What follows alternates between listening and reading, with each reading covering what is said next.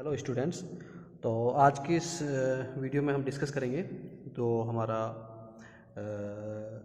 Applied physics first का polytechnic diploma first semester के लिए जो क्वेश्चन पेपर है पुराना, जो कि जून 2019 के लिए ये था, जिसका कोड है 2042 और किस किस ब्रांच के लिए ये है उसमें भी ये डिटेल होती है। चलिए इस क्वेश्चन पेपर को हम डिस्कस करते हैं, कैसे कैसे क्वेश्चन इसके अंदर पूछे गए हैं, तो वो चीज़ें आज हम आप लोगों के साथ डिस्कस करेंगे। तो चलिए, जैसे कि क्वेश्चन पेपर ये है और 2.5 घंटे का हमारा पेपर होता है और क्वेश्चन की जो पैटर्न होता है वो इस तरह का होता है। जो पहला क्वेश्चन होता है उसके अंदर 10 पार्ट हमें करने होते हैं। तो पहला जो और मैक्सिमम 50 नंबर का होता है और पासिंग मार्क्स जो मिनिमम होते हैं वो 17 होते हैं। 2.5 घंटे का यहाँ पर ये पेपर होता है। इसमें हम क्या देख रहे हैं कि जो पहला क्वेश्चन है 10 पार्ट इसमें करने होते हैं, करीब 12 पार्ट दिए होंगे। तो देखिए कैसे कैसे क्वेश्चन इसमें पूछा जाता है, एक एक नंबर के हैं ये। तो write down dimensional formula for gravitational force. तो ग्रेविटेशनल फोर्स के लिए आप फार्मूला यहाँ पर लिख सकते हैं और फार्मूला होता है यहाँ पर एक तरीके से F = G m1 m2 upon में r², कुछ इस तरह से वो फार्मूला होता है। तो वो केवल फार्मूला देना था एक नंबर में। Right the name of 2 vector quantities, कोई भी 2 वेक्टर क्वांटिटी के नाम दे सकते हो, जैसे फोर्स भी है और मोमेंटम भी है। तो इस तरह से बहुत सारी क्वांटिटी होती हैं जो एक तरीके से इसमें फैक्टर होती हैं। Write down SI unit of work and heat. तो वर्क की SI यूनिट जूल होती है, हीट की भी आप कैलोरी या एक तरीके से जूल भी वहाँ पर दे सकते हो हीट की। तो कैलोरी उसमें किलो कैलोरी आप उसमें दे सकते हो। Which thermodynamic law is related to the with measurement of the temperature. जो ऊष्मागतिकी का नियम है, थर्मोडाइनमिक का लॉज है, तो वो कौन से टेम्परेचर के मेजरमेंट पे आधारित है। Zeroth law of thermodynamic, first law of thermodynamic, second law of thermodynamic. तो जीरोथ लॉ ऑफ थर्मोडाइनमिक क्योंकि उसमें ये साम्य अवस्था पर होता है, थर्मल इक्विलिब्रियम पे होता है, तो टेम्परेचर सेम जब होते हैं तो उसमें ये होता है, तो ये जीरोथ लॉ ऑफ थर्मोडाइनमिक्स का रहेगा। Right the relation between linear velocity and angular velocity. तो लीनियर वेलोसिटी और एंगुलर वेलोसिटी के लिए इसमें हमें फॉर्मूला देना है। हम जानते हैं कि V = R ओमेगा ये होता है, बस इतना लिखना था और एक नंबर का काम ये हो जाता है। If net external force acting on a body is 0 then quantity which remains constant is linear momentum angular momentum force. तो जो हमारा जो फोर्स होता है एक्सटर्नल फोर्स का है, तो वो न्यूटन के सेकेंड लॉ के अनुसार फोर्स इज इक्वल टू एक तरीके से dP अपॉन में dt वहाँ से हम लिख सकते हैं। तो अगर ये 0 हो जाए तो P यहाँ पर कांस्टेंट हो जाएगा, तो लीनियर मोमेंटम यहाँ पर कांस्टेंट होता है। तो इस तरह से इस क्वेश्चन को किया जा सकता है। अगला है कि right one example of zero work. Zero work का एक एग्जाम्पल दे सकते हैं, जैसे कुली अपने सर पे बोझ रख के अगर जा रहा है तो वहाँ पर वो जीरो वर्क करता है, क्योंकि वहाँ पर फोर्स और डिस्प्लेसमेंट के बीच में जो एंगल होता है 90 हो जाता है, तो इसलिए वो जीरो होता है। Give the relation between degree Celsius and Fahrenheit. तो एक रिलेशन इसमें होता है C/5 = F - 32/9। तो इस तरह से ये फॉर्मूला इसमें दिया जा सकता है और क्वेश्चन ये हल हो जाएगा। इसके बाद चलिए नेक्स्ट क्वेश्चन देखते हैं। तो नेक्स्ट क्वेश्चन के अंदर यहाँ पर दिया हुआ है कि value of acceleration due to gravity on the earth surface is constant रहती है, change with change of place and always 0।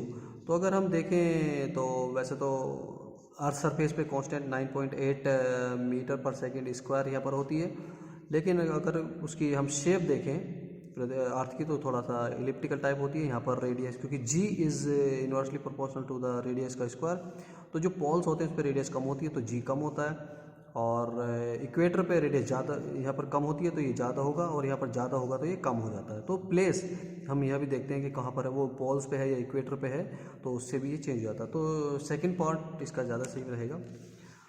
तो नेक्स्ट पार्ट में क्या है कि relation between rotational kinetic energy K and angular velocity omega. तो इसमें कौन सा देना, तो ये वाला इसका सही होता है, K = 1/2 I ओमेगा सही होता है, बस टिक करना था।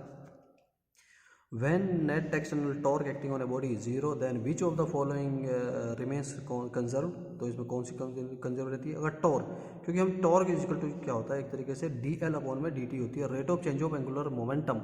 और अगर ये 0 हो जाए तो L यहाँ पर जो एंगुलर मोमेंटम है वो कांस्टेंट हो जाता है, तो एंगुलर मोमेंटम इसका आएगा B। तो mention one factor on which force of friction depends. तो जो हमारा घर्षण बल होता है वो किस पर डिपेंड करता है, तो एक तो वो जो हमारी सरफेस होती है उसकी रफनेस पे भी डिपेंड करता है, और मेन तो रफनेस पे डिपेंड करेगा।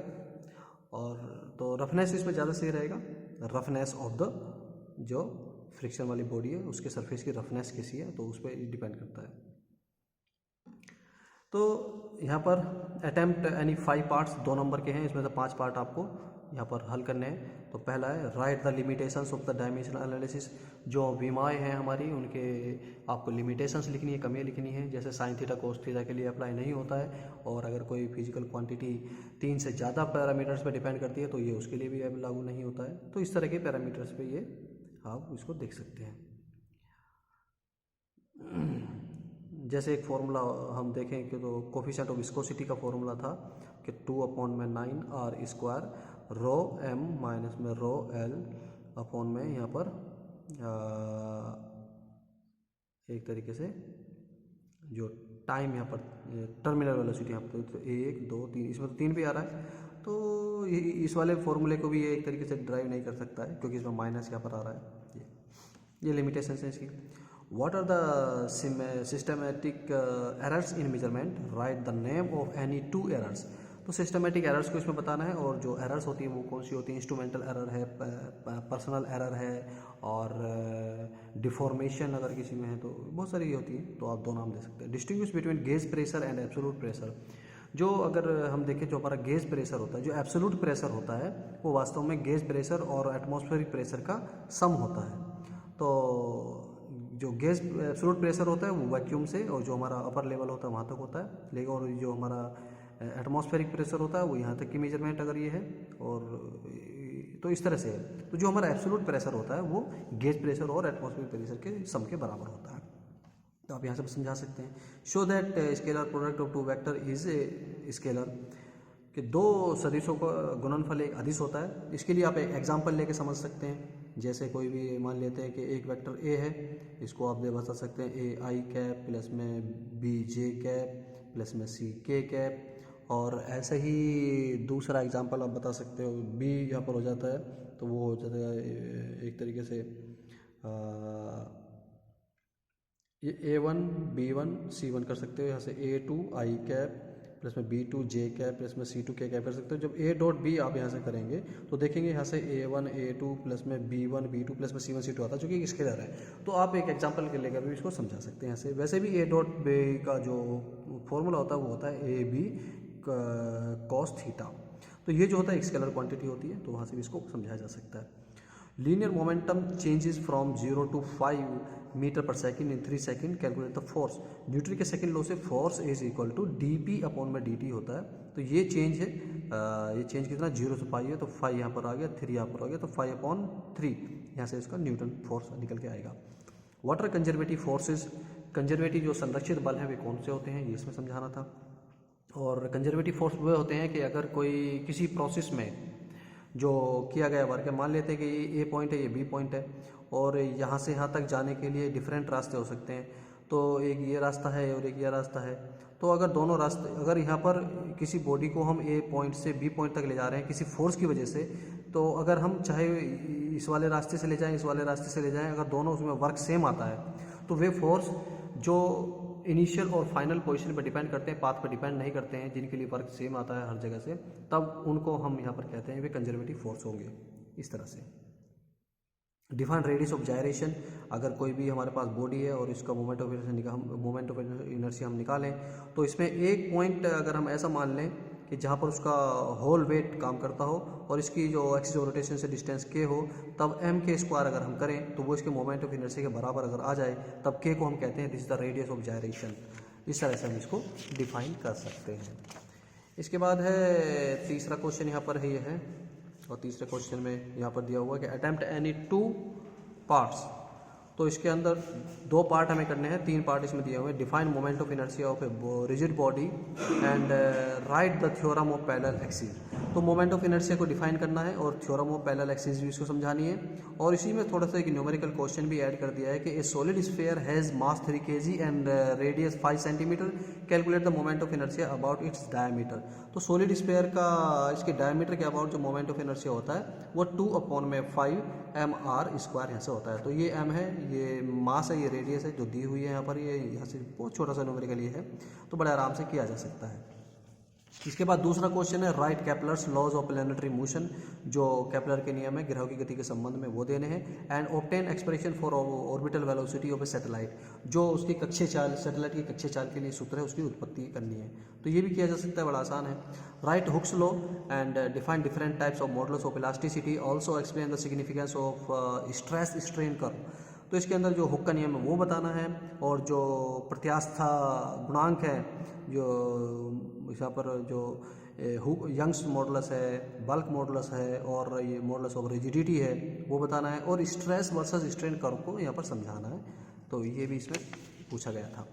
क्वेश्चन नंबर चौथे के अंदर फिर से 2 पार्ट हमें इसमें करने होते हैं। Right statement and application of second law of thermodynamics, तो ऊष्मागतिकी का दूसरा नियम इसमें पूछा है और उसका स्टेटमेंट पूछा है। A Carnot heat engine has source temperature 127 and sink temperature 27 degree Celsius, calculate it efficiency. Efficiency का फॉर्मूला 1 - T2/T1 यहाँ से होता है,